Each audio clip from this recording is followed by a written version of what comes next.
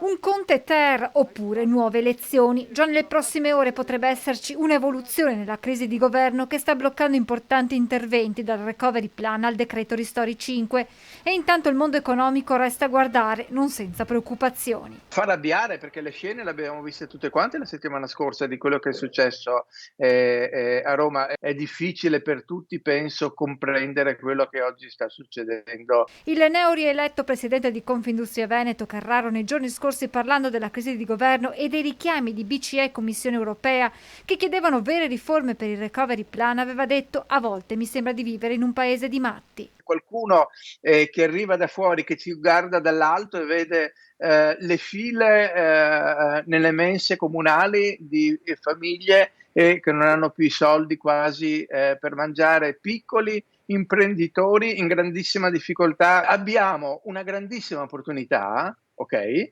e a Roma stanno facendo così baruffe. Noi guardiamo, alla stabilità che deve avere la politica in un momento così complesso, così difficile.